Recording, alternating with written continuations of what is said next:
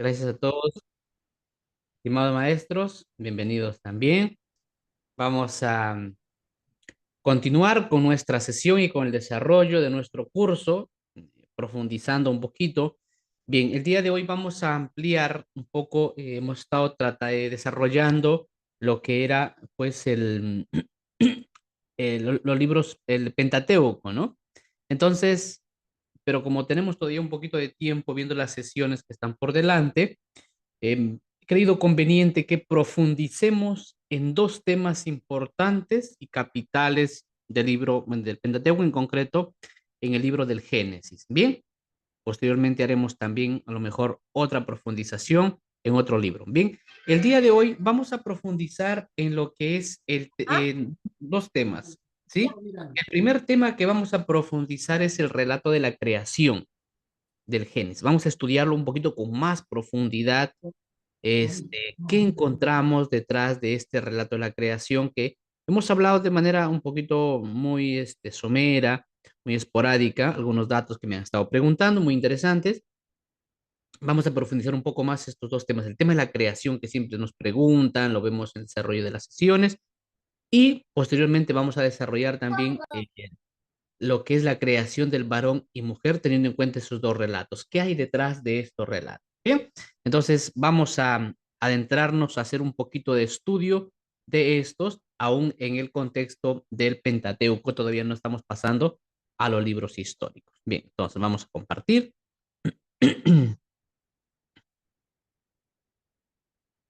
A ver, un momento.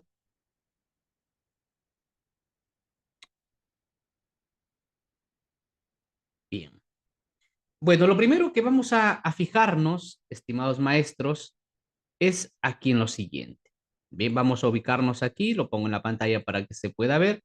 Vamos a leer este primer relato de la creación, tomado de la Biblia de Jerusalén, que es la que más se acerca al texto original. Entonces dice, en el principio creó Dios los cielos y la tierra. La tierra era caos y confusión y oscuridad por encima del abismo, y un viento de Dios aleteaba por encima de las aguas. Cosas interesantes. Dijo Dios, haya la luz, y hubo luz. Vio Dios que la luz estaba bien, y apartó Dios la luz de la oscuridad. Y llamó Dios a la luz día, y a la oscuridad llamó noche. Y atardeció y amaneció día primero. Dijo Dios, haya un firmamento por en medio de las aguas, que las aparte unas de otras. E hizo Dios el firmamento y apartó las aguas de por debajo del firmamento de las aguas de por encima del firmamento. Y así fue. Y llamó Dios al firmamento cielos, y atardeció y amaneció el día segundo. Dijo Dios, acumúlense las aguas por debajo del firmamento en un solo conjunto, y déjense ver lo seco, y así fue. Y llamó Dios a lo seco tierra, y al conjunto de las aguas las llamó mares, y vio Dios que estaba bien. Dijo Dios, produzca la tierra vegetación, hierbas que den semillas y árboles frutales que den fruto de su especie, con su semilla dentro sobre la tierra.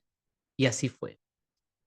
La tierra produjo vegetación, hierbas que dan semilla por sus especies y árboles que dan fruto con la semilla dentro por sus especies. Y vio Dios que estaba bien. Y atardeció y amaneció el día tercero.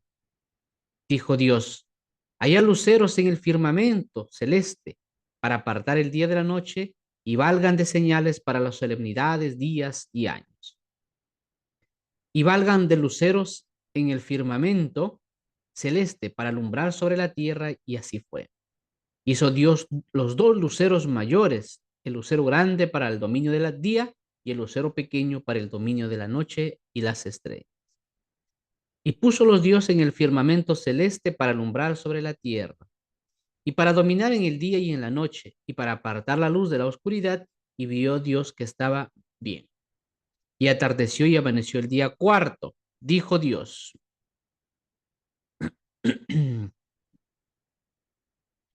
buyan las aguas de animales vivientes y aves revoloteen sobre la tierra contra el firmamento celeste. Y empieza la vida. Y creó Dios los grandes monstruos marinos y todo animal viviente los que se serpean de los que bullen las aguas por sus especies, y todas las aladas por sus especies. Y vio Dios que estaba bien. Y bendijo los Dios diciendo, sed fecundos, multiplicaos y henchid las aguas en los mares y en las aves crezcan en la tierra. Y atardeció y amaneció el día quinto. Dijo Dios, produzca la tierra animales vivientes de toda especie, bestias, sierpes, alimañas, terrestres, de cada especie, y así fue. Hizo Dios las alimañas terrestres de cada especie, y las bestias de cada especie, y toda sierpe del suelo de cada especie. Y vio Dios que estaba bien.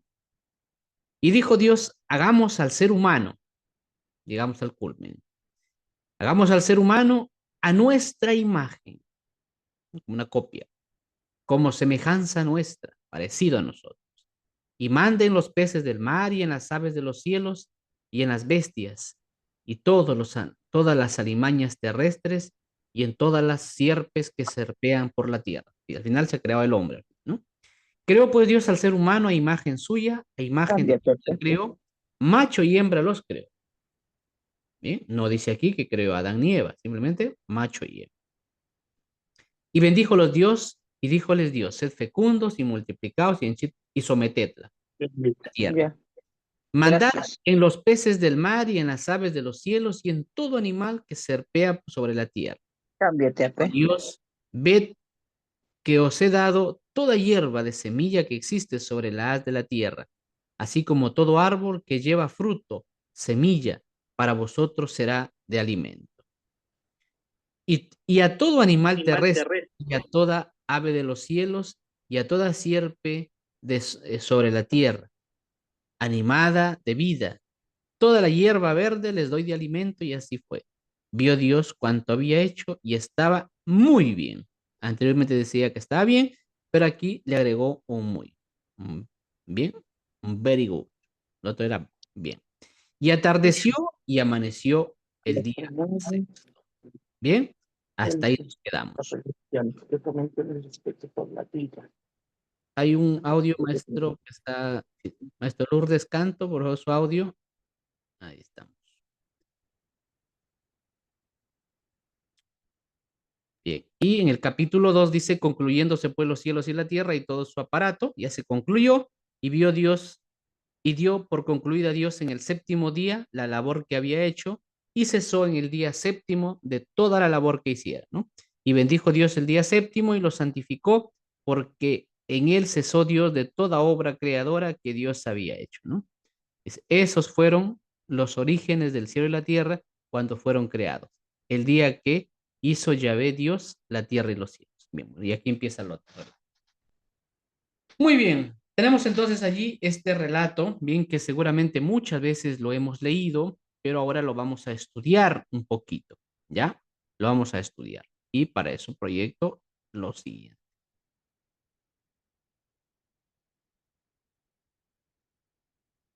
Entonces tenemos allí como 7 días.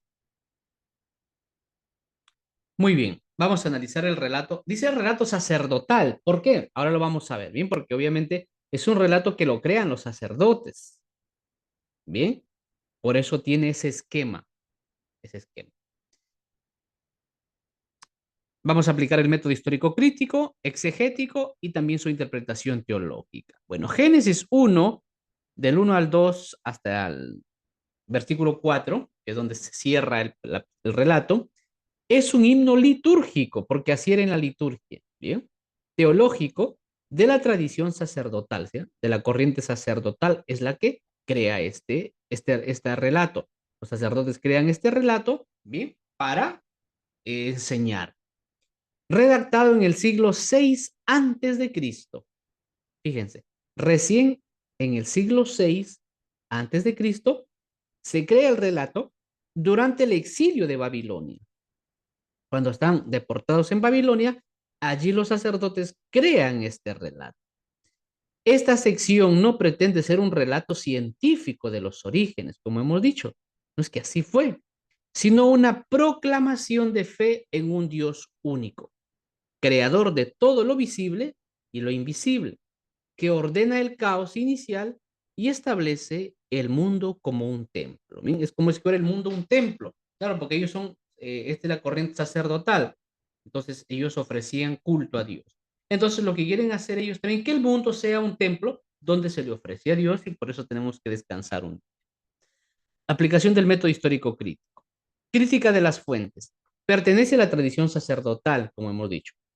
Y es importante a qué tradición pertenece, porque eso también le da su tinte. Caracterizado por su interés por el orden. O sea, la tradición sacerdotal era muy exquisita en el orden, por eso es que se cuenta primer día, segundo día, tercer día, porque es de la corriente sacerdotal. También se tiene en cuenta la liturgia. Bien. Las genealogías.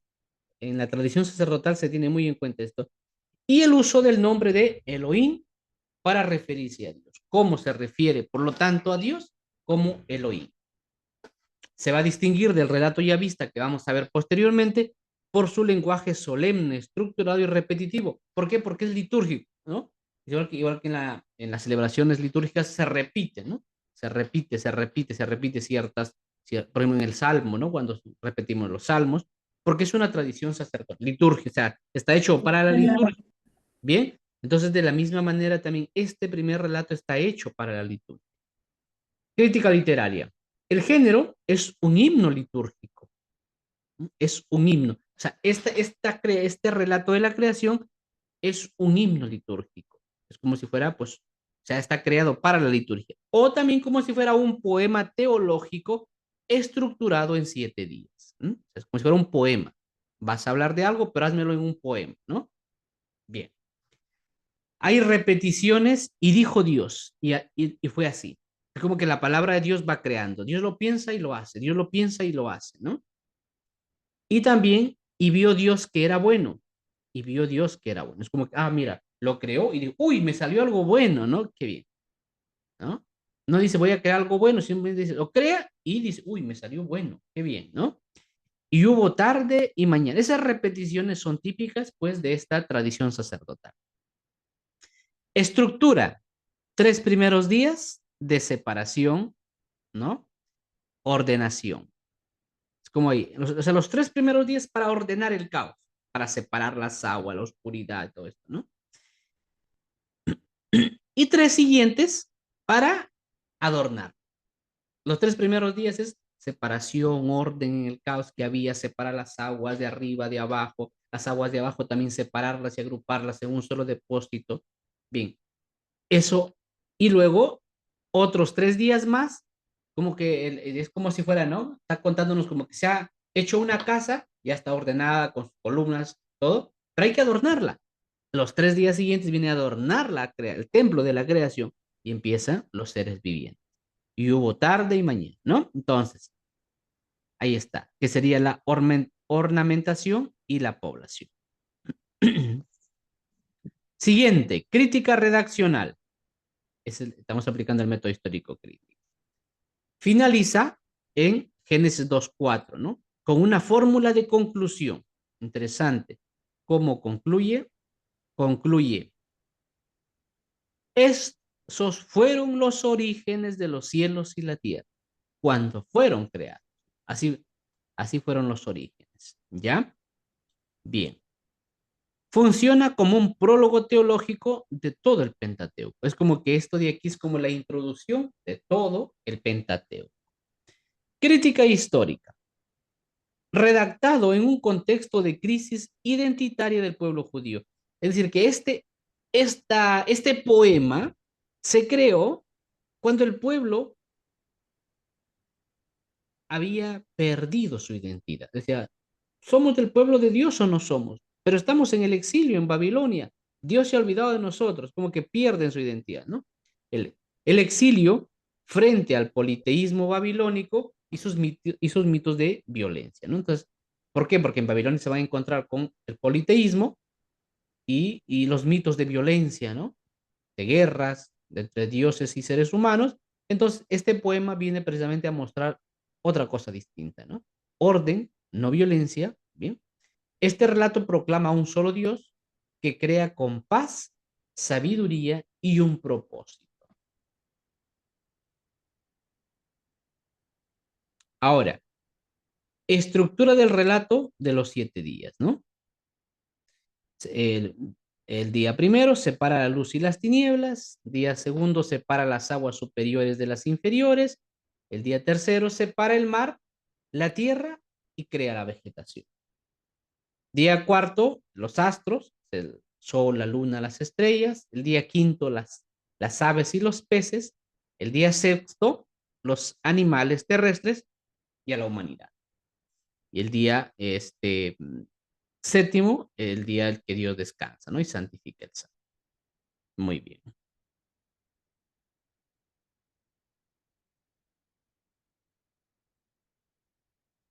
Análisis, exégesis y significado teológico. Vamos a ver entonces, ¿qué hay detrás de este poema para nosotros? Dice, en el principio creó Dios. En hebreo se dice, Bereshit bara Elohim. ¿No? El Bereshit, el principio. Bereshit bara Elohim, se dice en hebreo.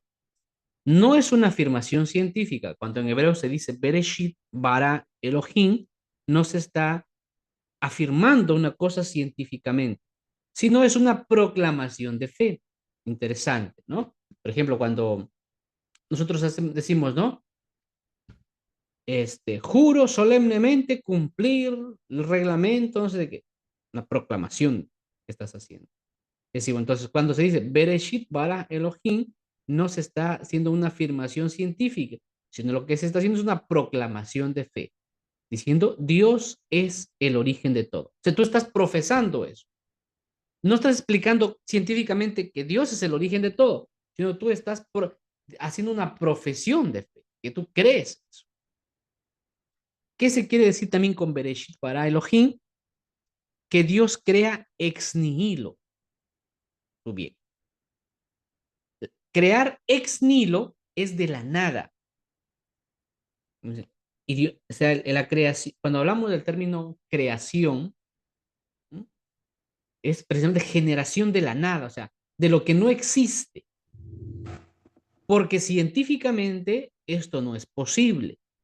Porque científicamente para explicar algo no se puede ex nihilo. Tiene que haber una materia primigenia, Big Bang. Y a partir del Big Bang se empieza a enfriar durante millones de años el planeta, enfriándose, enfriándose, hasta que pues se empieza a desintegrar y va formándose, ¿no? Todos los sistemas. O cualquier cosa. El carácter científico siempre explica la aparición de algo que puede ser por evolución, por desarrollo, pero siempre desde una realidad primera. En cambio, cuando se habla de Dios, no se está hablando de esta manera, sino de la nada, creación ex nihilo. Un principio confirmado por la tradición teológica cristiana posterior. Vemos también en el Génesis 1:2, ya dice el tohu va bohu, que es desorden y vacío. Bien, desorden y vacío. Luego, al final vamos a explicar un poquito cuando dicen el principio también otra cosa interesante. Bien, pero vamos allá.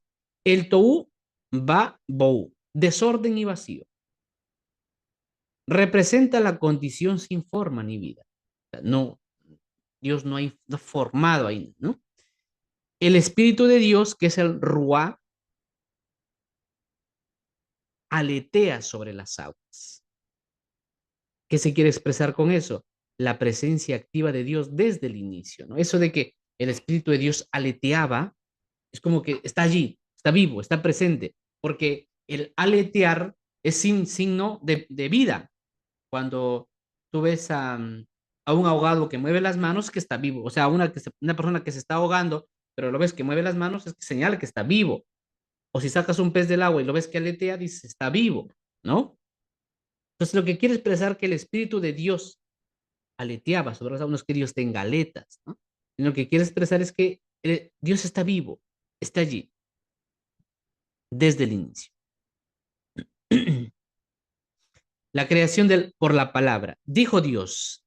La palabra es, obviamente, dijo Dios, ¿no? Dijo Dios, te iba dando, ¿no? La palabra es eficaz, creadora y ordenadora. ¿No? ¿Y quién es la palabra? Es el verbo eterno, precisamente, ¿no? Es una palabra creadora, por eso aquí lo que Ahí se ve la presencia de la Trinidad también en la creación, Padre, Hijo y Espíritu Santo.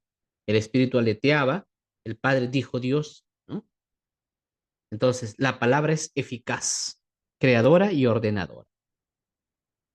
Y así también se va a comparar en el Evangelio de Juan, ¿no? También lo mismo, dicen, en el principio es como una nueva creación. En el principio estaba el verbo y el verbo estaba junto a Dios y el verbo era Dios. Entonces, igual aquí, en el principio. Un momento.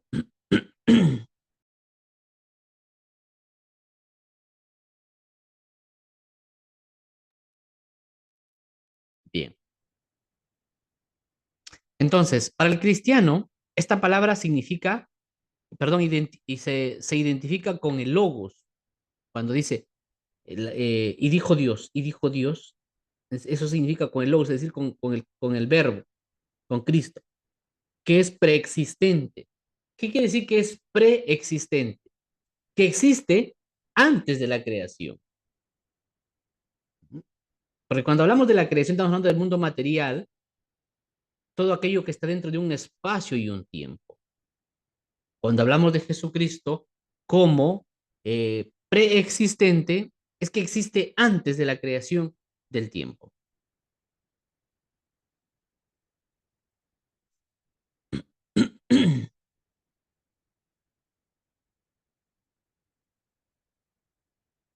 Siguiente, bondad de la creación. Y vio Dios que era bueno. Toda la creación tiene un valor intrínseco. Esa palabrita, y vio Dios que era bueno, no es que, uy, mira, le salió bueno, ¿no? Lo que quiere expresar con eso es que el valor que tiene es ontológicamente bueno. ¿Por qué? Porque viene de Dios. Y si Dios es bondad, lo que sale de él es bueno. El diablo también, por supuesto. El demonio, en cuanto a su naturaleza, es creación divina. Que el demonio se aparta de Dios es otra cosa. Pero absolutamente todo en la creación tiene un valor intrínseco en sí mismo. No utilitario, no porque sirva, sino en sí mismo. Eso es lo que quiere expresar y vio Dios que era bueno. No es que, uy, claro, porque aparentemente según nosotros entenderíamos, es como, ay, mira, Dios se dio cuenta que le ha salido algo bueno, ¿no? Como cuando nosotros, hace unos días yo estaba, mi madre me envió unos cuyes, ¿no? Mi madre vive por Nueva Cajamarca, me envió, siempre mi madre me envía mi cuy, ¿no? Entonces a mí me gusta mi cuy. Entonces yo lo preparo, ¿no? Aquí y digo, uy, mira, me salió muy bueno, ¿no? Me salió muy bien. Entonces, es como que da la impresión como que Dios también aquí se crea y dice, uy, ve, me salió bueno, qué bien, ¿no? Y entonces vamos a probar otra cosa. Bien. Entonces lo que quiere expresar precisamente esto es el valor de las cosas. Para que, y ese repetir, y vio Dios que era bueno, y vio Dios que, lo que quiere es remarcar muchas veces que es bueno. ¿Por qué? Porque viene de Dios y no depende de. Por eso, ¿no? Y de esto se saca muchas conclusiones en los distintos aspectos, ¿no? El valor, por ejemplo, ¿no? En esta cultura que va a ser muy machista, el valor de una mujer intrínsecamente bueno, no se lo da nadie. La bondad, esta bondad de Dios, culmina en el sexto día con un muy bueno, cuando crea al ser humano.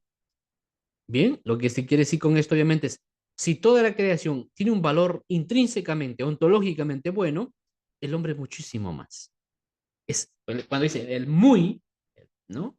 Es como algo, lo más grande que pudo haber creado Dios, ¿no? Es como que, y vio Dios, es como que crea al hombre y dice, uy, me salió esto recontra bueno, más de lo que había hecho antes, ¿no? Como que un Dios que se va dando cuenta de las cosas, pero no es para Dios, sino ese repetir, recalcar, es para que nosotros que estamos escuchando este poema, porque es un poema, caigamos en la cuenta de eso. El séptimo día es el clímax, ¿no? El clímax es el culmen, ¿no? A lo más alto donde se puede llegar, ¿no? ¿A dónde se puede llegar más alto? Me acuerdo aquí la anécdota, cuando le preguntan al Papa Juan 23, un periodista, le pregunta, ¿no? Santidad, ¿Cuál es el día más feliz de su vida? ¿No? Imagínate ser el Papa. Pues, es como, pues, en millones y millones solo puede llegar una persona a ser el Papa, ¿no? Eso es de lo más grande. Entonces le preguntas, Santo Padre, ¿cuál fue el día más feliz de su vida? Y el Papa Juan XXIII respondió, ¿no? El día de mi bautizo. Es el día más feliz. No, lo que quería expresar obviamente que no había nada más grande que eso. Nada más grande que eso. Que ser hijo de Dios. Entonces, es igual aquí, ¿no? Estamos en el sexto día, es el culmen. Bien, perdón, en el sexto día Dios crea al ser humano, ¿bien? Y en el séptimo día es como la culme, ¿no? Dios descansa. Ah, entonces, profesor, Dios se cansa, dicen los alumnos, ¿no? Está muy mayorcito, ¿no? ¿Y cómo se lo pinta Dios? ¿No? Con barba blanca, un mayor. Dios no es mayor, Dios no es joven, Dios es Dios. Es decir, los años son para nosotros, porque estamos dentro del espacio y del tiempo. A Dios no le pasan los años. Es otro tiempo, en Dios mismo. ¿Bien? Hay un antes y un después, por supuesto, pero no son años sucesivos que van pasando. Por eso Dios es eterno. Por eso Dios no envejece. Dios no tiene barba blanca, ni es muy viejito. ¿Mm? Entonces, Dios no, cuando se dice que Dios descansa, está haciéndonos para que nosotros entendamos, diciendo, oye, mira, si Dios, que es lo más grande, se cansa, tú también tienes que descansar un día, pues no puedes dedicarle todo al trabajo. Eso es lo que quiere expresar. Bien, no porque Dios se cansa, sino lo que esto es para nosotros. No es que Dios descansó un día el sábado, no, de hecho el descanso, ¿bien?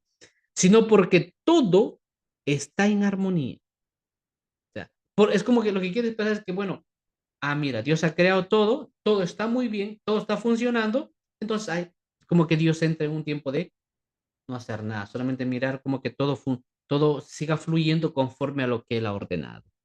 Bien, entonces no es un descanso por cansancio. Posteriormente vamos a ver que Jesús sí se cansa, el Verbo Eterno cuando toma carne, por supuesto que se cansa, Jesús se cansaba, tenía sed, bien, tenía sed. Pero aquí no estamos hablando de esto. Cuando dice, santifica el tiempo, cuando dice, y Dios descansó, ¿no? Por lo tanto, aquí recién, ojo, no, mire para que vean, nace la teología del sábado. Estamos hablando en el año 600 aproximadamente antes de Cristo. Y en el año 700, 800 no se guardaba el sábado. En el año 1000, en la época de Salomón no se guardaba el sábado. En el año 1300 de Moisés no se guardaba el sábado. Y en el año 1800 de Abraham no se guardaba el sábado. No, aquí empieza a desarrollarse esa teología. En el siglo sexto antes de Cristo.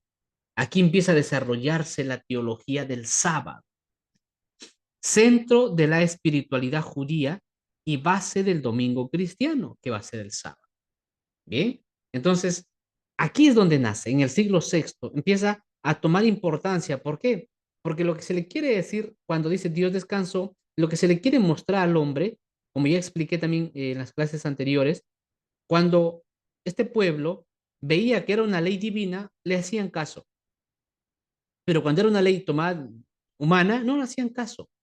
Entonces, como se veía la necesidad de que el hombre no se esclavice del trabajo, se le pone el día sábado, por lo tanto, empieza a tomar fuerza para decir, no, Dios mismo, que es Dios, ha descansado, ¿por qué no vas a descansar tú?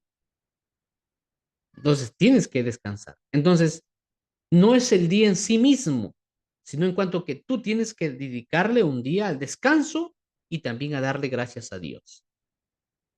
Entonces, ese es el sentido del sábado. No porque haya un día exclusivo para Dios, sino que como está en un relato sacerdotal, bien, tiene que, y se muestra por días, entonces empieza a tomar fuerza el día sábado, bien. Entonces, no asociemos a que, pues el sábado sí o sí descanso, no. Es precisamente todo este significado, ¿bien? Para que el hombre sea consciente del descanso físico, espiritual, y de que tiene que darle culto a Dios para que no se materialice. Entonces, por eso es que empieza a tomar fuerza la espiritualidad judía aquí, ¿no? Y esto va a ser base del domingo también para los cristianos.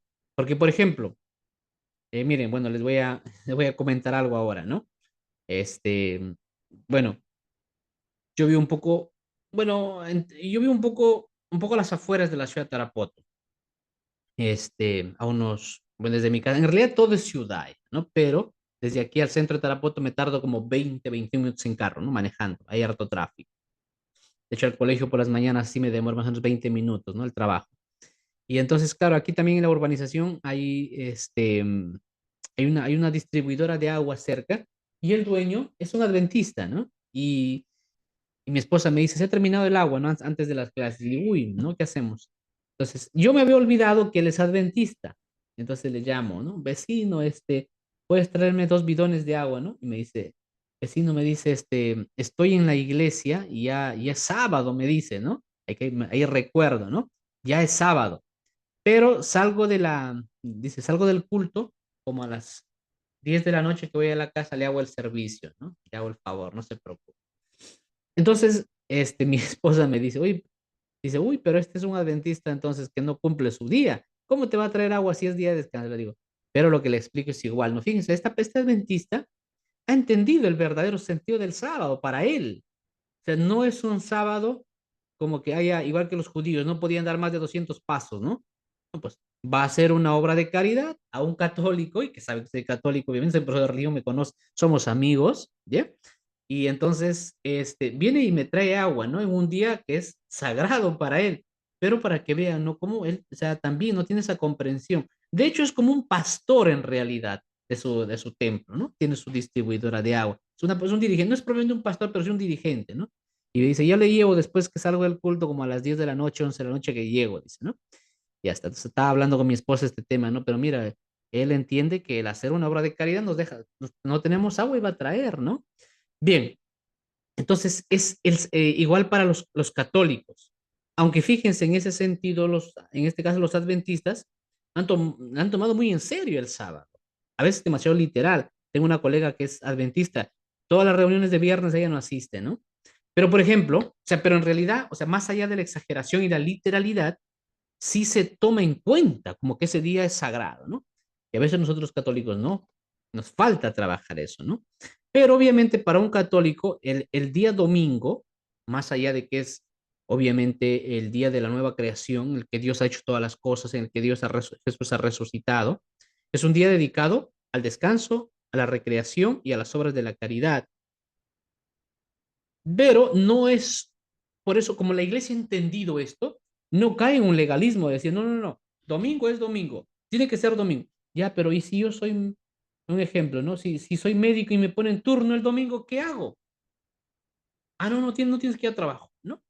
Y soy policía o los trabajos que rotan los días, ¿no? La iglesia dice, no, si tú eres médico, eres policía, eres bombero y te toca domingo, te da otra opción, gracias, teniendo en cuenta un poco el calendario judío. El sábado, después de las 6 de la tarde, es domingo, ¿ya? También para un cristiano católico, el domingo empieza el sábado. A partir de las 6 de la tarde, o sea, tú puedes ir a misa el sábado por la noche o el domingo, tienes esa opción. Si vas el sábado de la noche, es la misa de domingo, has cumplido con el precepto. O sea, o sea, no necesariamente tienes que ir el domingo, pues sí, el sábado. A ser posible, hay que ir el domingo, pero el sábado también litúrgicamente es el domingo. Bien, pero cuando no se puede ir, ¿qué pasa si tú no puedes?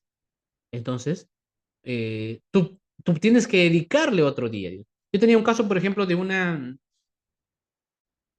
señora, este era un pueblito donde bajaban al domingo, ¿bien?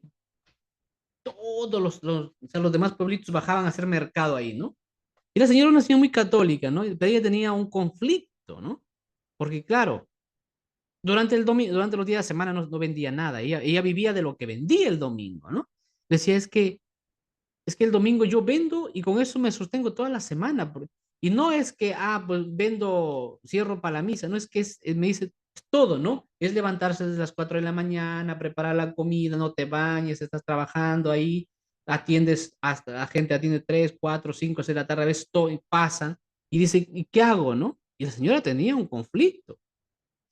Entonces, obviamente había la opción del sábado, ¿no? Pero el sábado no había misa en su comunidad. Entonces, obviamente, la iglesia te dice, en estos casos, tú puedes dedicarle otro día a Dios, porque ese es el día de sustento para ella.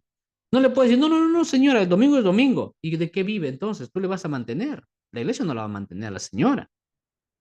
No va a dar de comer a sus hijos. Entonces, no es un legalismo. Entonces, la iglesia te dice, muy bien, si tú tienes ese trabajo y no se puede cambiar, tienes que dedicarle otro día. Y por eso, pues, por ejemplo, no hay en muchas tiendas de cristianos católicos, el domingo trabaja y te dan otro día libre a sus trabajadores. ¿Por qué esto? Porque no es un legalismo como tal, sino que tiene el sentido de dedicarle un día al descanso. Primero, es el primer sentido del domingo, es el descanso físico, porque el hombre necesita reponer fuerzas, el culto a Dios y la caridad, ¿no? El servicio a los demás. Entonces, ¿cómo explicar el de qué día descansó? No entiendo, maestra Dina. Entonces, ¿cómo explicar de qué día descansó? Dios no descansó ningún día, porque Dios no se cansa. Eso es para nosotros. Que a veces, cuando nosotros es que Dios descansó, entonces no es Dios, porque si se cansa no es Dios. O sea, Dios no ha descansado, porque el descansar implica una debilidad en la naturaleza. Porque si tenemos un Dios que se cansa, entonces ya no es Dios. Ah, digo, ¿qué día se descansa? Por eso, como cristianos católicos, el día en el cual nosotros damos culto a Dios es el día domingo. ¿Por qué? Porque se ha configurado en esta teología de la resurrección del primer día de la semana. Entonces, como es el día más importante, porque se ha restaurado todas las cosas, en ese día le damos culto a Dios. Por eso es el día domingo. Pero si no puedes, el día domingo, bien, porque no solamente es descanso, ojo, porque no solo es descanso, porque no es solamente es que me quede en mi casa, tienes que asistir a misa, porque ahí es donde tú ofreces culto a Dios. Bien, entonces, ahí tenemos entonces, aquí es en el siglo sexto donde nace la teología del sábado. Ya digo, no porque Dios se cansó, sino para que nosotros entendamos y diga, para que la gente diga, entonces Dios descansó. Pues entonces yo también tengo que descansar. Si Dios que es todopoderoso descansa, ¿por qué yo no voy a descansar? Muy bien. La creación se convierte en un templo cósmico. Es como que, ¿por qué? Porque obviamente, ¿por qué un templo? Porque el que crean estos relatos, pues, son sacerdotes. Bien, ¿cuáles son las consecuencias teológicas? Las consecuencias teológicas de este relato. Uno, monoteísmo radical, un solo Dios, no asociado a fuerzas naturales, ¿no? Los otros mitos, cuentos que había en la literatura mesopotámica, lo que cuentan es como que los dioses luchan y van haciendo una cosa, y si nace algo malo, porque es una lucha, hay odio y va a crecer. No, un solo Dios, no hay más dioses. Y no está asociado a fuerzas naturales. Dios es trascendente, es el que crea todo, de la nada. Otra consecuencia teológica. El universo no es fruto del caos, ¿ya? Cuando dice, no, todo era ahí, todo estaba revuelto, ¿no? ¿Por qué? Porque así o sea, en realidad lo que se quiere explicar esto es todo lo contrario a lo que decían los cuentos de la creación mesopotámica. Decían, no, el universo no es fruto del caos ni de la violencia. No, porque en todos estos cuentos de la literatura mesopotámica se dice esto, ¿no? Como que, pues los dioses luchaban y entonces uno maldecía al otro y apareció una isla y entonces había maldad. O sea, como que la tierra es fruto de la voluntad de los dioses. No, aquí no hay violencia, no hay caos. Hay a un Dios que quiere crear. Otra conclusión, dignidad de la creación. ¿Por qué la creación es digna? Porque es buena y tiene un propósito. El propósito que tiene es dar gloria y culto a Dios.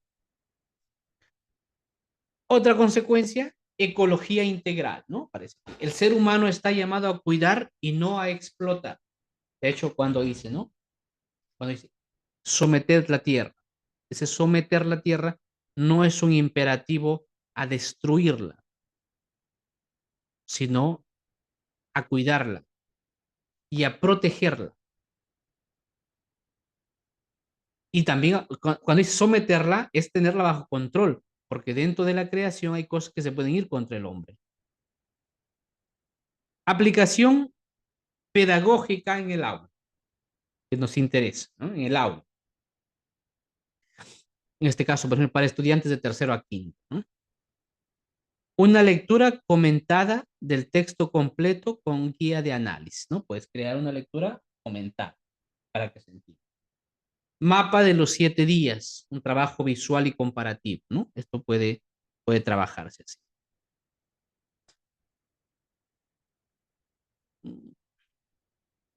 ¿Qué más? Diálogo, fe, ciencia. En este texto, perdón, ¿es este texto compatible, por ejemplo, con el Big Bang o la evolución?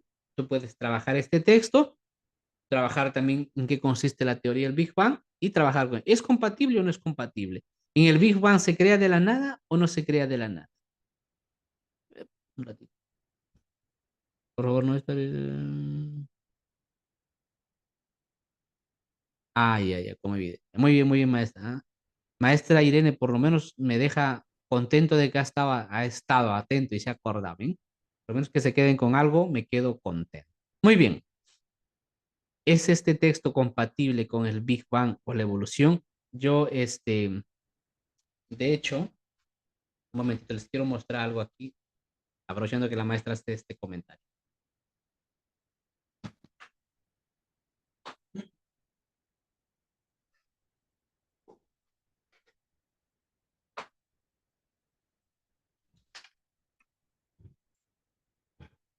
Un poquito para, justo como la maestra nos da una evidencia de que estuvo en la clase anterior, no sé si les he mostrado a algunos de ustedes.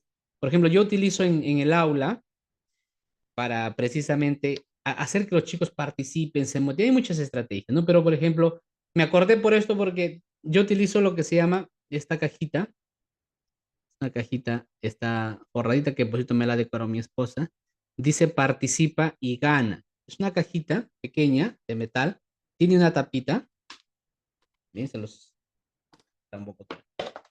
Ahí está, ¿no?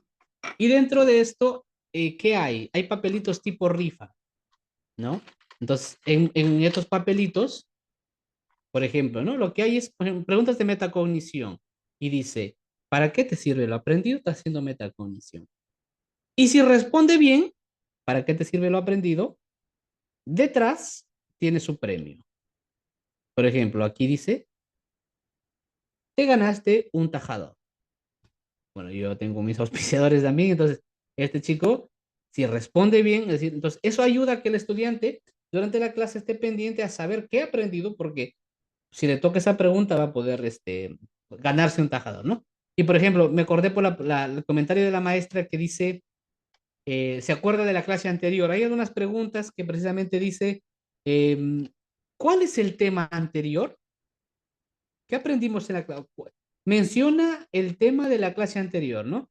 Y dice, pues, y te dicen el tema. Entonces los chicos van llevando una hilación de los temas que vamos tratando, ¿no? También, y a veces dice aquí, bueno, los premios esta ganaste un lápiz, un lapicero, un chupetín, un caramelo, y los muchachos están atentos ya, ¿no? A la cajita ganadora, se llama la cajita participe y gana, ¿no? La cajita regalona, les digo yo.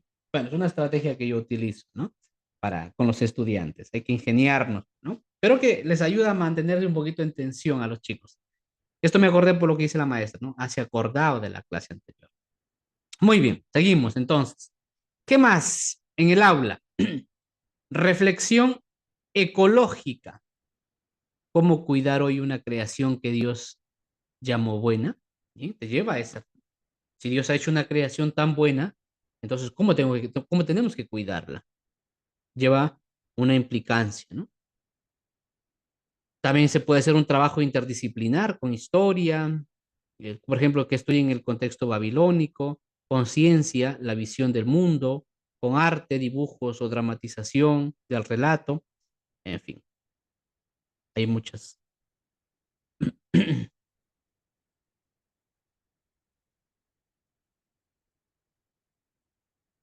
Miren, por ejemplo, ¿no? Dice aquí la maestra Rosa, ¿cómo explicarle al estudiante si la ciencia o la religión se complementan? Precisamente desde este tema se puede explicarle, porque tú le dices, le estás explicando, tú le explicas desde el Génesis, bueno, se está trabajando que cuando en el Génesis se habla de que Dios creó, lo que quiere explicar es precisamente no una afirmación científica, sino una afirmación de fe. Lo que estás afirmando es simplemente que Dios ha creado. Tú profesas que Dios ha creado. Y por eso viene la ciencia a explicarte, muy bien, ¿y cómo Dios lo ha creado?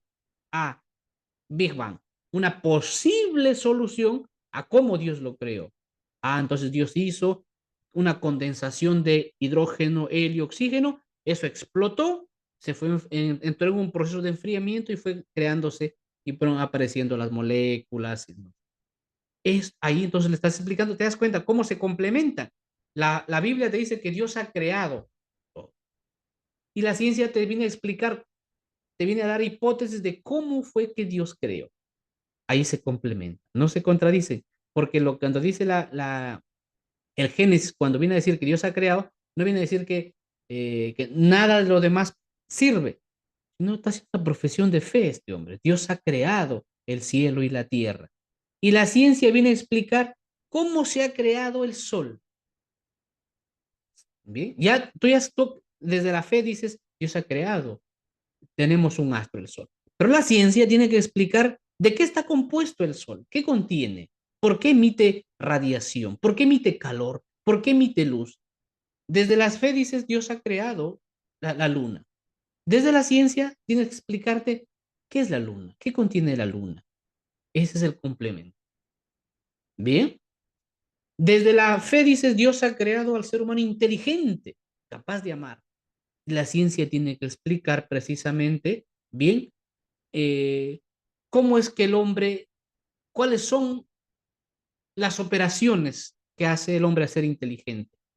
¿Por qué el hombre es inteligente? ¿Cómo se demuestra eso? ¿Cómo va evolucionando esa inteligencia? Eso recuerdo. Entonces, así se complementa la fe y la ciencia. Muy bien. Bueno, aquí dice, por ejemplo, ¿no? Una actividad de síntesis. Si Dios creó todo con amor y orden, ¿cómo estás llamado tú a participar en esta obra? Bien, vamos a continuación, fíjense, miren, estamos explicando recién solo este capítulo, ¿bien?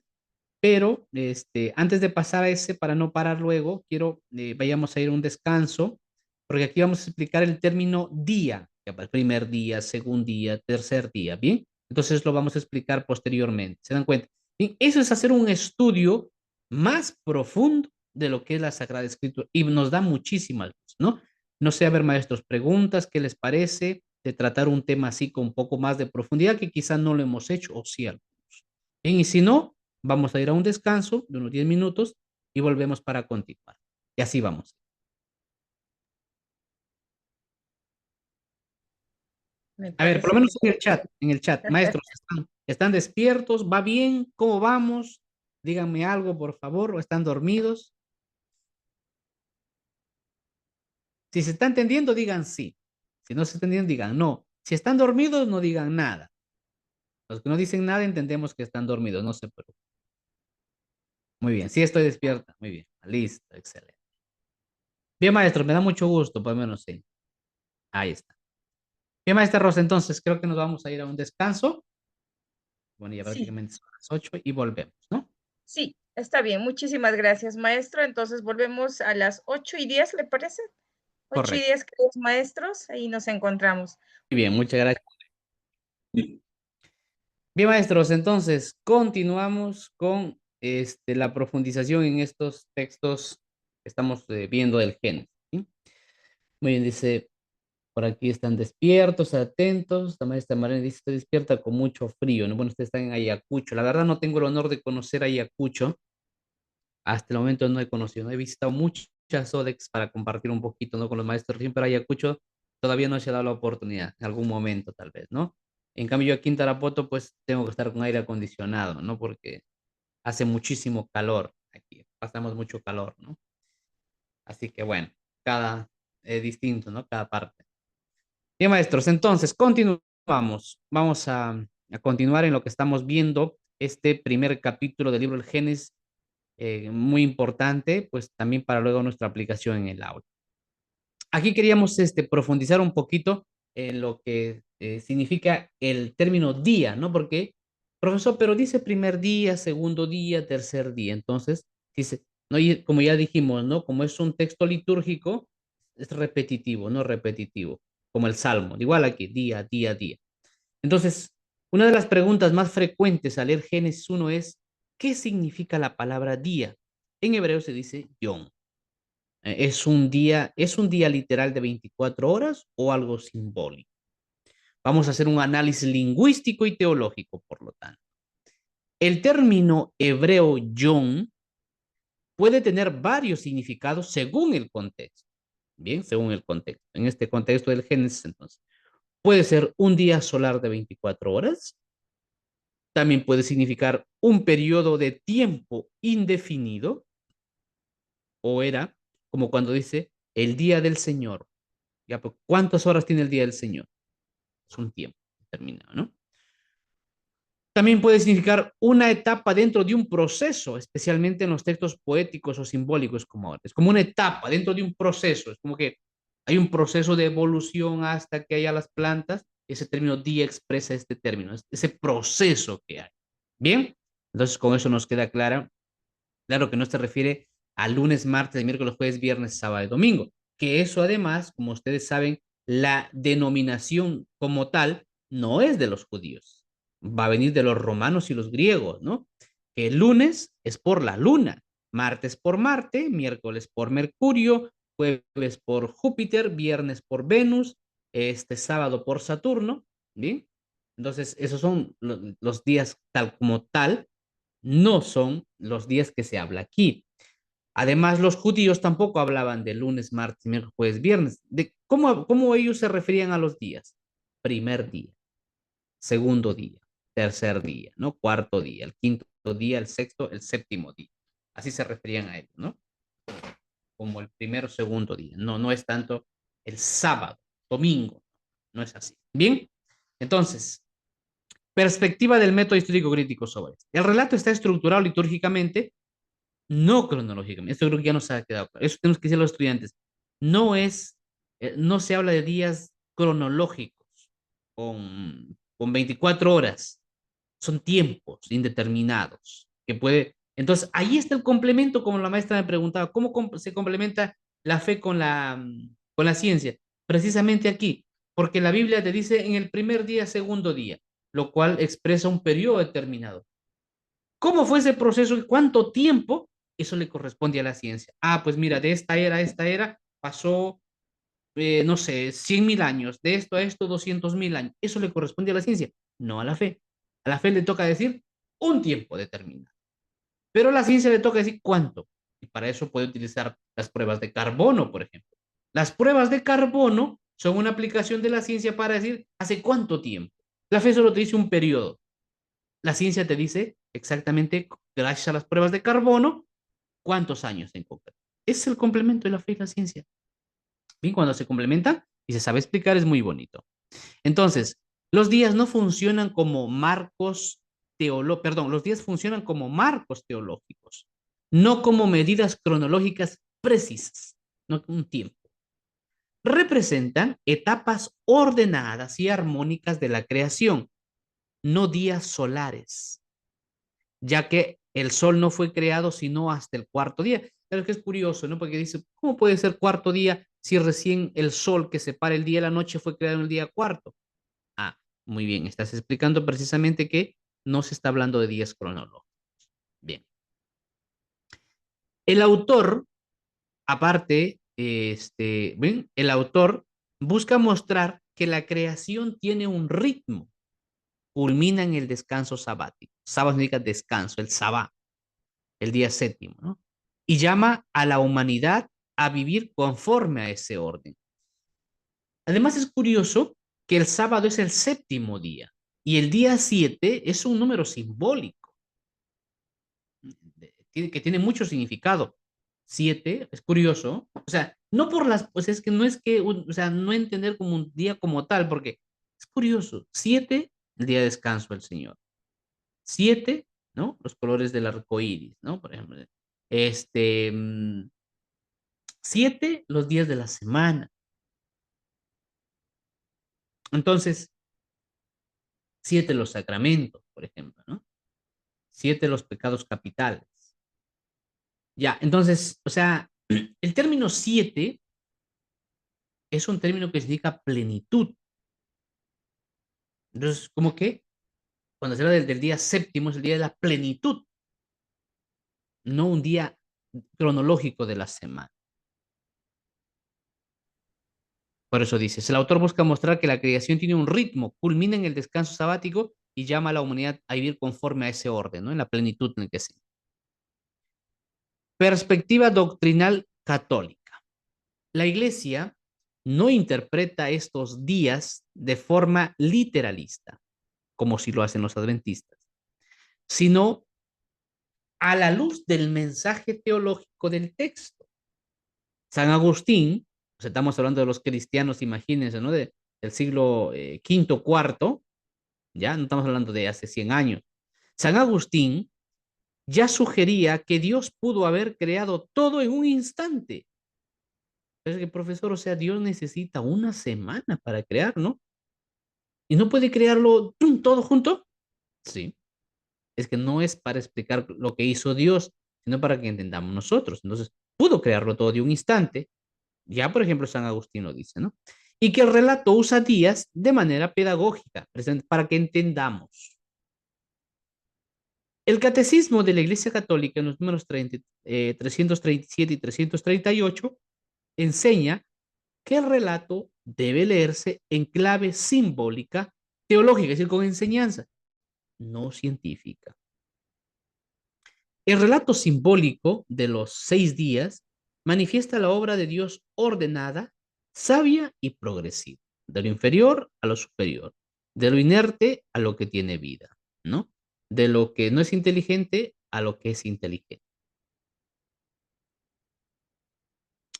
Pero aquí surge también, ya sí que el término día queda explicado.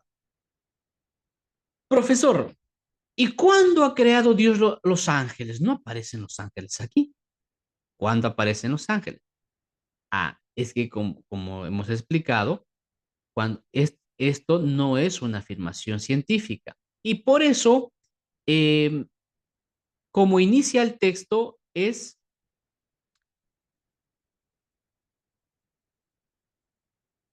perdón,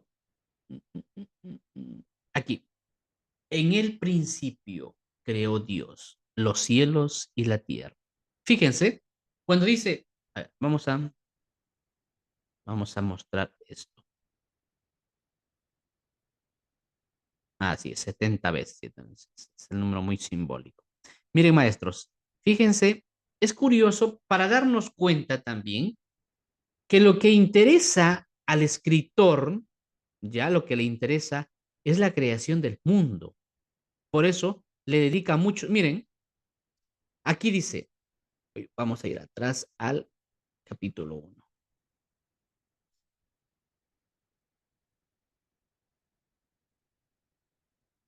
Un momento, cargue.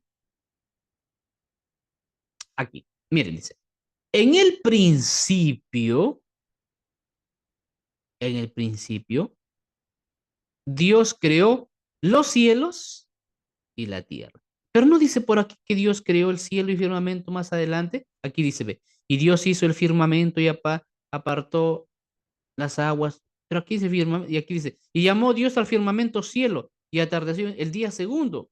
Pero aquí dice que el cielo lo ha creado en el día segundo. ¿Y cómo dice que en el principio creó? No, fíjense aquí dice, en el principio Dios creó los cielos y la tierra. Ojo, ¿qué creó primero? Los cielos. No habla de los cielos como tal, de los astros, porque eso va a ser en el día segundo. Lo que está diciendo aquí los cielos es precisamente los seres espirituales. En el principio, antes de los materiales, porque los espirituales están al servicio, se ha creado todos los seres espirituales. En el principio, cuando dice creó los cielos, está hablando de la parte de la dimensión espiritual. Y luego dice, en el principio creó los cielos y la tierra. Ojo, y se olvida ya de la creación de los ángeles, como no cuenta eso, porque eso no interesa. La Biblia no es para los ángeles, es para los hombres.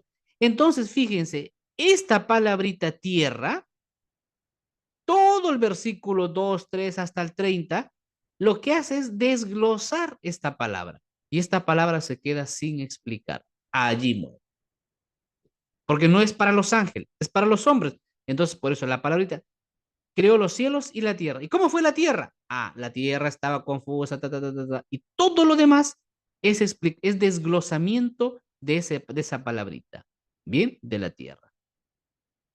Entonces, ¿de qué manera podemos reflejar la bondad de Dios en nuestra relación con el otro? Sí, esta es maestro Juan Marcelino Gómez Guamantico. Esta pregunta está muy interesante, por favor, háganmela. Si no avanzamos esta clase, la siguiente, que es donde vamos a trabajar precisamente el relato de la creación varón y mujer. Vamos a trabajar ese temita muy interesante y van a salir todos estos temas del sexo, la sexualidad, la relación varón-mujer, el tema de la costilla, todo eso va a ser muy interesante la siguiente clase también. Bien, ahí va a salir eso de ahí. Pero maestro Juan Martín, apúntela, por favor, para que me la haga esta pregunta en la siguiente, cuando tratemos ese texto, para no desviarnos aquí. Pero muy interesante su pregunta. Bien, entonces queda claro que aquí desglosamos, dejamos los cielos, es decir, la parte espiritual, porque no interesa para el autor y nos dedicamos solo a explicar la tierra. Bien, entonces procedemos aquí y nos vamos otra vez.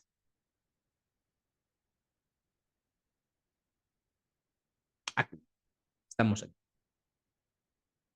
¿Fueron creados entonces los ángeles al principio? Esta es otra cuestión clave en la teología de la creación.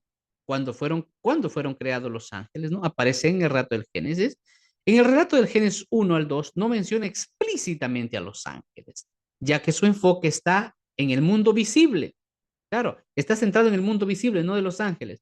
Y en la humanidad como culmen de la creación, no de los ángeles. Tendría que haber otra Biblia para los ángeles. Y ahí explicaría, ahí, no sé, ahí simplemente diría, ¿no? En el principio creó Dios los cielos, la parte espiritual, y explicaría todo. Pero la tierra diría, véase la Biblia para los hombres, ¿no? Pero eso no va a haber, ¿no? Entonces, sin embargo, la tradición judía y cristiana ha interpretado que los cielos creados en el principio de Génesis 1.1 incluyen la creación del mundo espiritual, es decir, de los ángeles. Allí fueron creados los ángeles. Pero como eso no nos interesa para nuestra salvación, porque no es la Biblia para los ángeles, simplemente se lo deja ahí. ¿Cuál es la enseñanza de la Iglesia Católica? La existencia de los ángeles es una verdad de fe. Ya, pero científicamente no, es una verdad de fe. Bien, Dios creó al mismo tiempo el mundo visible e invisible. La Sagrada Escritura afirma la existencia de seres espirituales, no corporales, que la Sagrada Tradición llama habitualmente ángeles. ¿Bien? No se está centrando aquí en los seres espirituales, sino en los seres corporales. Entonces los ángeles tendrán otra misión, ¿no? El concilio de Letrán, cuarto, en el año 1215, ¿no? Cuando ni existían los hermanos separados, enseñó que Dios creó de la nada a la vez lo visible y lo invisible. Lo vine a remarcar otra vez, como que reafirma lo que dice el Génesis. Por lo tanto, los ángeles habían sido creados en el principio, pero antes o fuera del marco simbólico de los 7 días, ¿no? Ya que son espíritus puros, o sea, antes, no sujetos al tiempo, como los cuerpos materiales. Por eso los ángeles tampoco envejecen. ¿Cuántos años tiene mi ángel de la guarda? No tiene años. Le voy a celebrar mi cumpleaños al ángel de la guarda. No. ¿Por qué? Porque los ángeles no están en la esfera espacio-temporal. Bien. No pasan los años por ellos. De la misma manera, por ejemplo, eh, o sea, a ver, la muerte es separación del alma y del cuerpo. El cuerpo va al cementerio y de ahí no sale del cementerio, el cuerpo, ahí se va a descomponer hasta la resurrección de los muertos. Dice San Pablo, ¿cómo será? Sembramos semilla de inmortalidad y crece semilla. Bien, pero El alma, sin embargo, pues entra en otra dimensión. El alma se presenta en Dios, donde es juzgada. El alma, no el cuerpo, el alma. Según el juicio particular, o le corresponde el cielo, es decir, Dios, o le corresponde vivir apartado de Dios, que es el infierno. De allí tampoco el alma sale. No es que el alma está vagando por allí. No. ¿Se acuerdan, no? El texto que muy bien lo explica Jesús también dice, ¿no? Cuando explica de Lázaro, ¿no? Padre Abraham manda, deja, ¿no? Que Lázaro vaya a avisar a mis... No, dice, no se puede, porque entre ustedes y nosotros hay un gran abismo. Lo que es explicar es eso, ¿no? Esas son otras dimensiones. O sea, no puede volver el alma. El alma no, que a veces el alma recoge sus pasos. No, el alma no recoge pasos porque no tiene pies. El alma es un ser espiritual, por lo tanto no puede recoger pasos, porque es un ser espiritual. El alma no tumba cosas, porque tumba cosas lo material, lo que choca. El alma es un ser es espiritual, no choca con. El alma no abre puertas, porque el alma no necesita abrir la puerta para pasar. ¿Sí? Entonces, esto también lo clarificó el concilio de Letrán, ¿no? Entonces, cuando hablamos del alma. Entonces, por lo tanto, los ángeles igual, habían sido creados en el principio, pero antes o fuera el marco simbólico de los 7 días, ya que son espíritus puros, no sujetos al tiempo como los cuerpos materiales, ¿bien? Igual que hemos dicho, los ángeles, por lo tanto, no pasa los años por ellos, igual que decíamos que los difuntos, cuando salen del el alma, cuando sale del cuerpo, por eso que a veces se dice, ¿no? Voy a celebrar el cumpleaños de mi abuelito difunto, no, tu abuelito difunto ya no cumple años. ¿Por qué? Porque el cuerpo está en el cementerio, son 10 años, 20 años de su muerte, por supuesto, y ya no existe tu abuelito, existe el alma que está vivo, el cuerpo está en el cementerio, ¿bien? Entonces, y el alma no cumple años, porque en Dios no hay años cronológicos, por lo tanto, no es que celebramos 50 años, ahí cumple 50 años, todavía no cumple años. Lo que sí celebras es 20 años del fallecimiento pero no celebras su cumpleaños, eso ya no. Porque tu abuelito desde que muere ya no cumple años. Lo que sí se cumple es años de su fallecimiento, pero no años de vida. Es que hoy celebra su cumpleaños, no.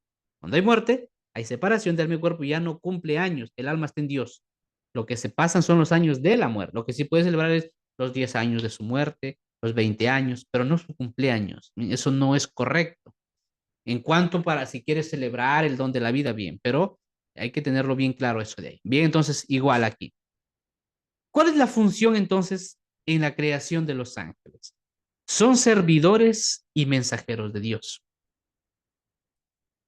Son parte del orden creado, pero en un plano espiritual. ¿Mm? En el plano espiritual. La liturgia y los padres de la iglesia interpretan que los ángeles adoran a Dios desde el comienzo de la creación y acompañan la historia de la salvación desde sus inicios. Están para ello. Por eso los ángeles cumplen un papel muy importante en la creación. De hecho, el demonio es un ángel es un enviado, ¿no? Es un ángel el demonio. Y aquí podría aparecer una pregunta, ¿no? Hablando de los ángeles. Un estudiante una vez me pregunta, ¿no? ¿Por qué no se puede, y el demonio no se puede arrepentir? ¿No?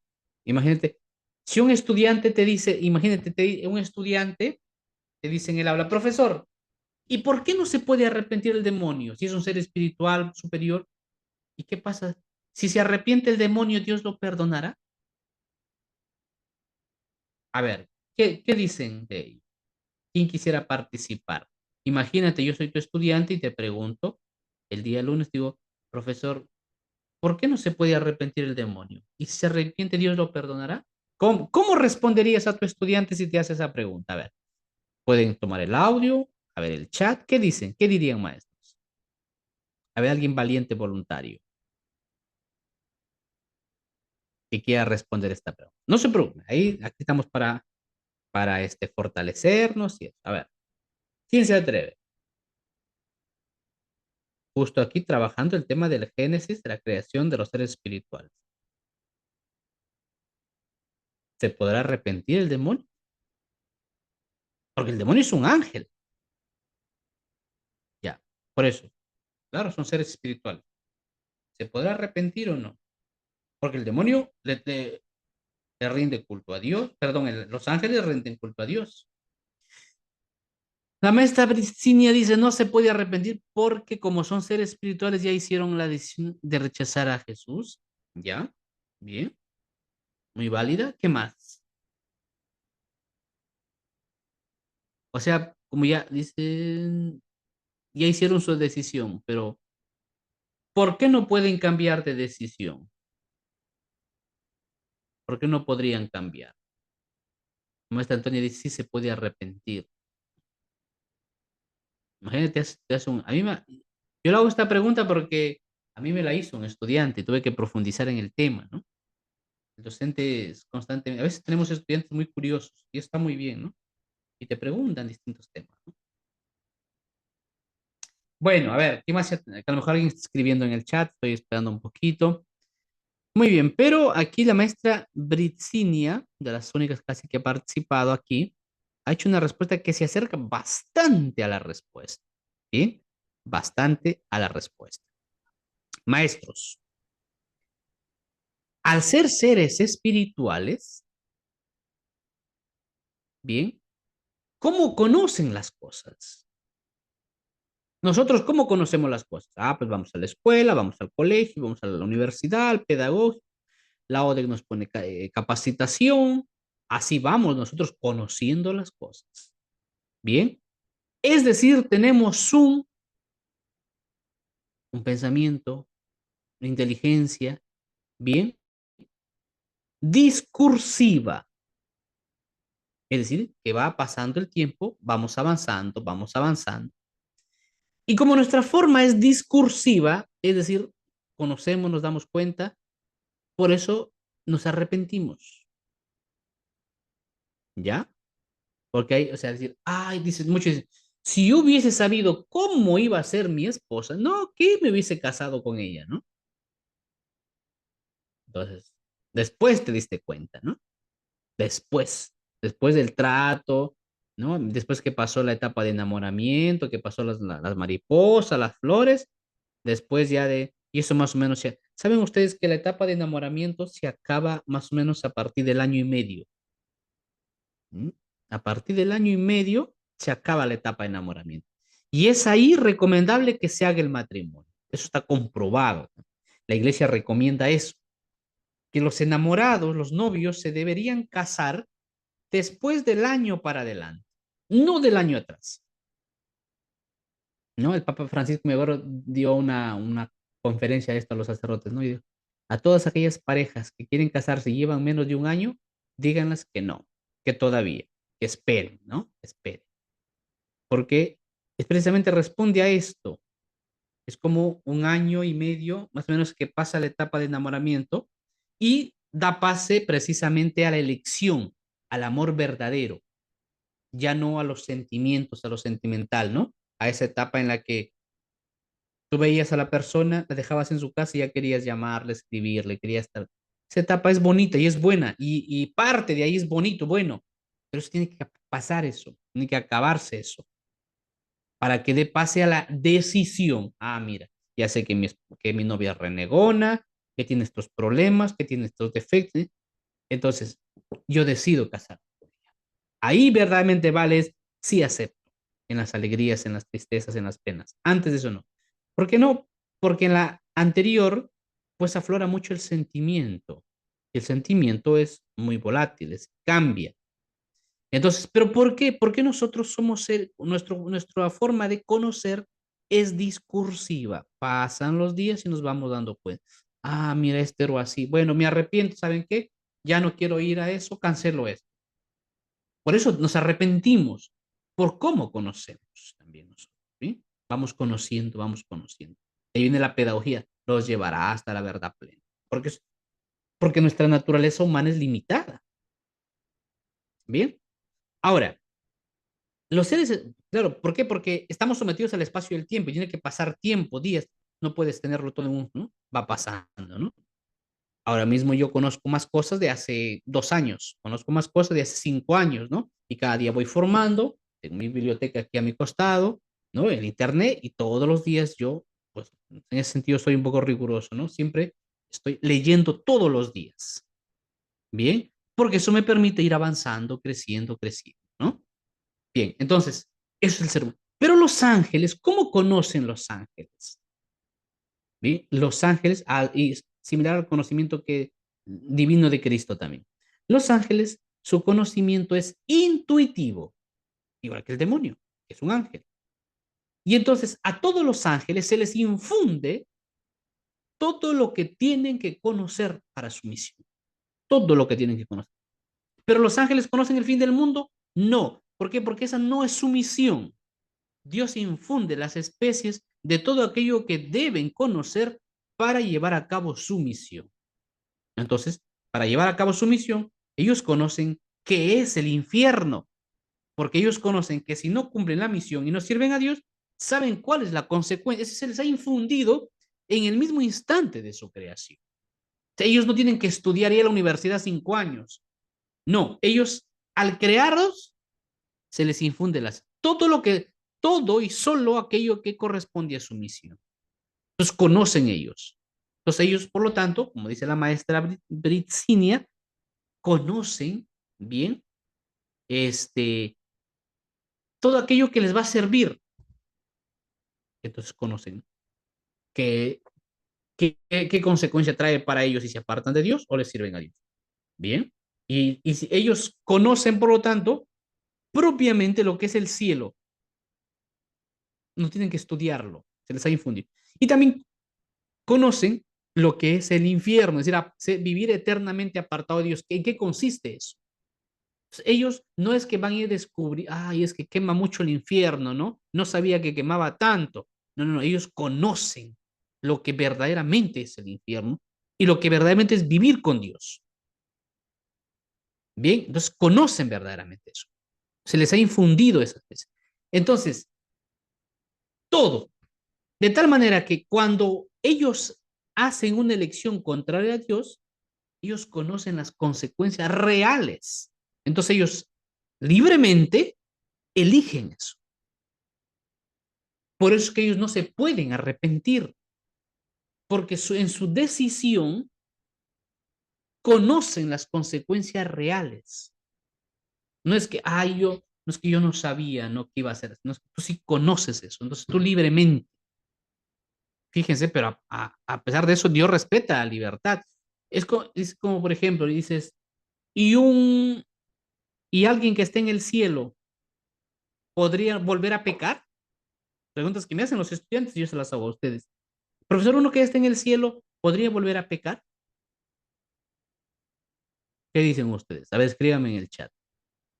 Todo esto sale aquí de alguien que esté en el cielo. Imaginemos el alma de Santa Rosa de Lima.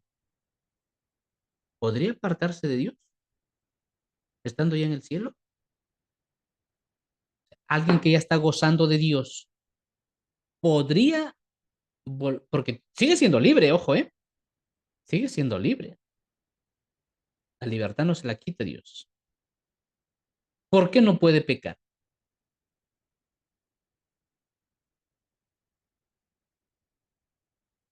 ¿Por qué no podría apartarse? Si los ángeles se apartaron de Dios estando en el cielo. ¿Por qué no un santo, en este caso, no alguien que ya goza de Dios?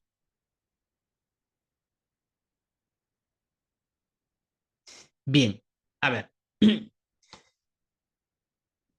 se encuentra en forma espiritual, no es forma espiritual, es su alma, el alma, ¿no? Verdaderamente el alma goza de Dios, ¿se aparta o no se aparta de Dios? Maestros, miren, ¿cómo se explica eso a los estudiantes? Yo les puse el siguiente ejemplo.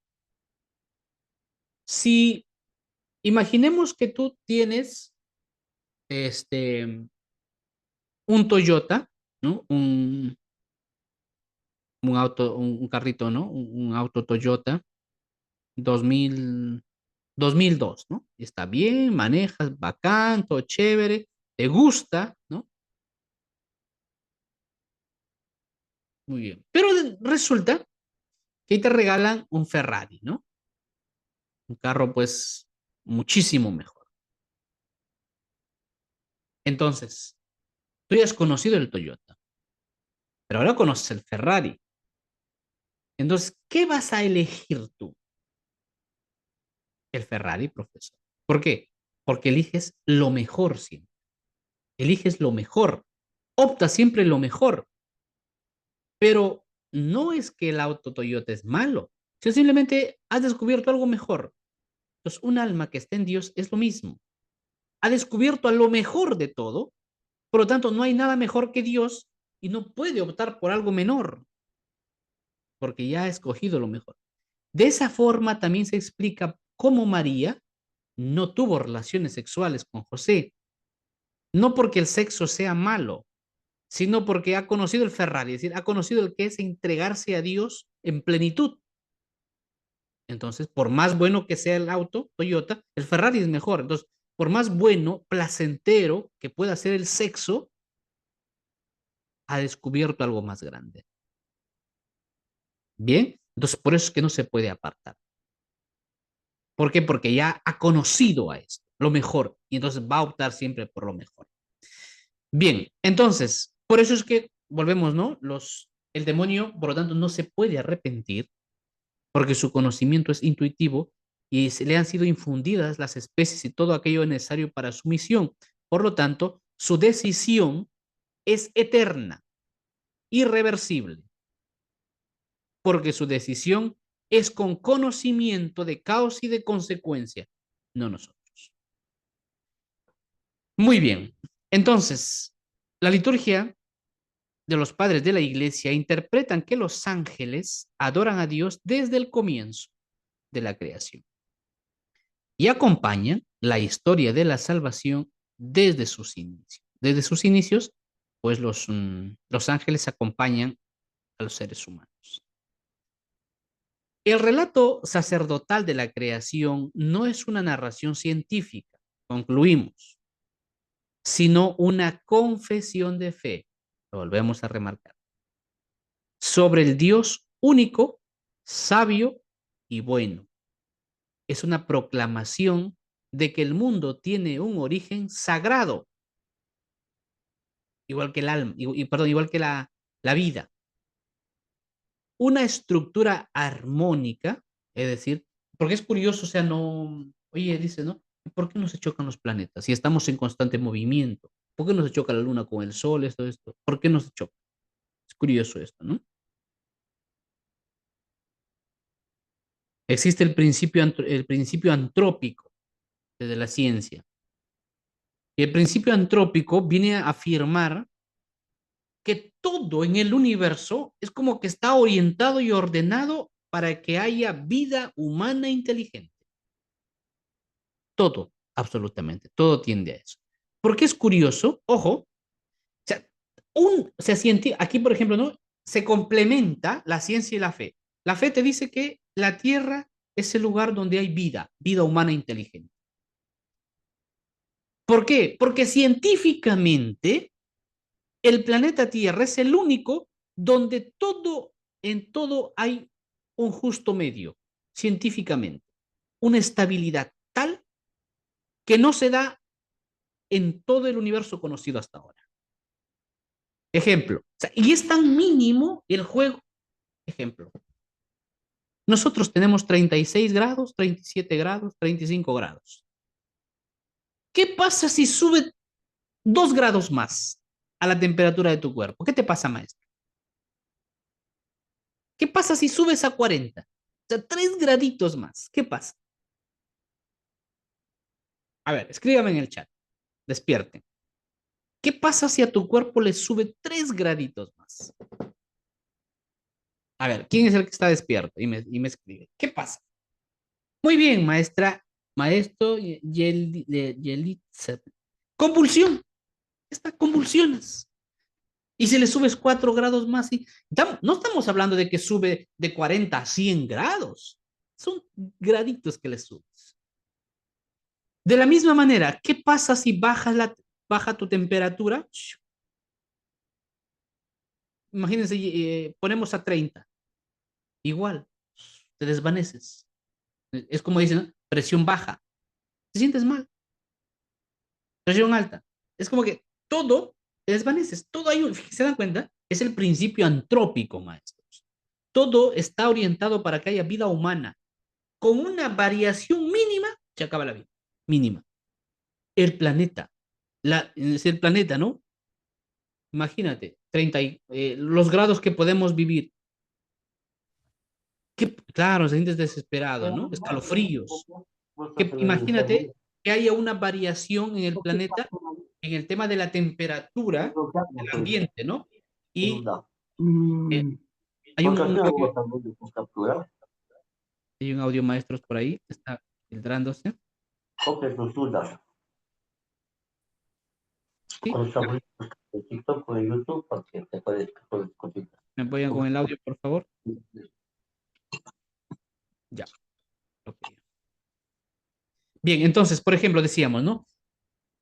Eso en cuanto a la temperatura de nuestro cuerpo. Pero, ¿qué pasa si lo aplicamos a la atmósfera, ¿no? Si sube la temperatura. El audio de la maestra Dina Maribel Herrera Gómez. Está abierto, por favor, ten cuidado, gracias. Muy bien, entonces, igual, ¿no? Si lo aplicamos a la atmósfera, a lo que esté externo a nosotros, igual.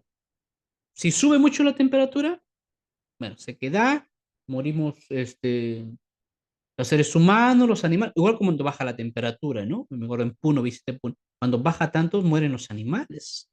Entonces, qué curioso, ¿no? Que todo está estable, todo, todo, todo.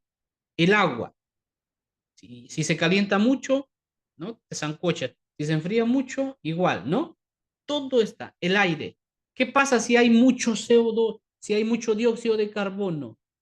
El agua tiene minerales. ¿Qué pasa si hay mucho mineral en? ¿Se dan cuenta? Todo en el universo, todo tiene lo justo y lo necesario. Una pequeña variación y no hay vida humana. Y eso no se da en ningún otro planeta. Por eso no se podía afirmar la existencia de vida humana inteligente en otro planeta hasta ahora. Porque según los estudios, ahí se complementa con la ciencia y la fe, qué bonito, no hay en otro lugar hasta ahora conocido esa estabilidad química, biológica que se da en la Tierra. Eso se llama el principio antrópico. Todo tiende a que haya vida humana inteligente. Y aquí se complementa por el principio antrópico de que todo en el universo tiende a que haya estabilidad para que haya vida humana. Y esto no se complementa con lo que dice el Génesis, que el hombre es el culmen de la creación y empieza a crearse las plantas, los animales, las plantas y el hombre. ¿Se dan cuenta cómo se... lo que te dice la ciencia es, el hombre fue creado en el sexto día como culmen de la creación, después que ya había agüita para que tome, plantita para que haga su extracto, ya había su majás para que haga su parrilla, ya había todo, para que pueda alimentarse. Es una forma, es un poema que te quiere explicar. Pero la ciencia te dice cómo realmente. Y la ciencia te dice lo mismo, pero científicamente. Tiene que haber tanto de dióxido de carbono, tanto de CO2, tanto de mineral en el agua. Tiene que prepararse todo eso para que recién haya ser humano, para que evolucione y haya vida humana inteligente. Esa es la función de la ciencia. La fe te dice que se da. El cómo te lo dice la ciencia. Es el complemento que se da. Y es lo mismo, solo que cada uno cumple su papel. La ciencia te dice, ¿y para qué está el ser humano? Para la relación con Dios. La ciencia no te dice para qué, te dice cómo se da, no para qué. ¿Para qué? Te dice, ¿sabes qué ciencia? Ven, han preguntado para qué está el hombre, te toca responderle a ti. Y la fe te dice, ven ciencia, explica cómo se ha dado ese proceso. Déjame, yo lo explico. Esa es la relación de ciencia y fe. Bien, entonces, todo en el mundo hay armónico, el principio antrópico. Como también existe otro principio que se llama el principio de entropía. El principio de entropía. También, que todo tiende también a destruirse. Bien, a descomponerse. Ya explicaremos eso en otro momento. Bien, hay muchas cosas que poder formarnos. Pero bueno, y que el ser humano ha sido creado para vivir en comunión con Dios con los demás y con la naturaleza. Es un texto fundamental para educar en la fe, la ética ecológica, la espiritualidad y la dignidad humana. Bien, listo. Ahí está la hipotermia. Muy bien. Eso de hipotermia le toca pues decir a la ciencia. Listo, maestros. Hasta allí quería llegar con este. Hemos visto un primer capítulo del Génesis. Imagínense para estudiar los 49 o 50 capítulos del Génesis y los siguientes libros. Pues eso es el estudio pues de la Sagrada Escritura con profundidad. Hoy solo hemos visto un capítulo de los miles de capítulos que hay en la Sagrada Escritura. Entonces, cuando haces un estudio así, pues conoces tu fe, entiendes muchas cosas y le das gracias a Dios por todo esto. Bien, maestros, no sé, a ver, dígame cómo estamos, qué les ha parecido, si ha habido algunas luces, ha habido claridad, porque la siguiente clase vamos a continuar, también seguimos con dentro del Pentateuco, pero vamos a hablar precisamente ya de la creación de hombre y mujer, así con profundidad. ¿Qué significa verdaderamente? No quedarnos simplemente, le quitó la costilla, ¿no? Y desde ahí se dice que la mujer se dice su costilla del varón, ¿no? ¿Qué es verdaderamente eso? Bien, eso es lo que, gracias, ¿no? De esta manera que la ODE les está brindando esta oportunidad de poder profundizar en sus conocimientos. Y cuando tú mejor te capacites, Bormas, sacas a la ignorancia también de los estudiantes. Muy bien, a ver, por aquí agradezco un poco, ven por aquí, estoy escribiendo el chat. Pues nada, muchas gracias entonces, maestros. Maestra, Bien, con usted. muchas gracias, maestro. Creo que la señal está un poquito inestable, mi señal. Bien, agradecerle, maestro, por esta ponencia tan bonita, como siempre, ilustrándonos, apoyándonos en nuestro quehacer, pues, del aula. Muy agradecido por todos estos aportes, estos tips, de hecho, que nos van a ayudar bastante y a todos los que estamos presentes. Muchísimas gracias, maestro, y vamos a seguir seguramente con muchas ansias esperando la próxima semana para continuar con esta bonita ponencia. Muchísimas gracias a nombre de la ODE. Bien, bien, estimados maestros, también agradecerle a cada uno de ustedes por su presencia, por su participación activa, muy interesante, por esta ponencia que hemos tenido y con más con las situaciones casuísticas que nos pone pues dentro de nuestro quehacer del aula. Asimismo, recordarles, estimados maestros, el AODE Cayacucho el día de mañana tenemos nuestro ensayo para el desfile cívico que tenemos el día de mañana tenemos nuestro ensayo en la ODEC, los esperamos, que es a las 9 en punto, previo hay que estar, queridos maestros, para poder, pues, demostrar, pues, nuestro patriotismo el día 27, pues, en nuestro Parque Sucre. Entonces, les esperamos a todos los maestros de la ODEC Ayacucho. Muchísimas gracias a todos los participantes, muy agradecidos de corazón, y a nombre de la ODEC, que tengan buenas noches, nos vemos hasta el día de mañana con todos los maestros de la ODEC. El resto, pues igualmente nos vemos a la próxima semana. Muchísimas gracias, que tengan buenas noches y Dios los bendiga. Gracias.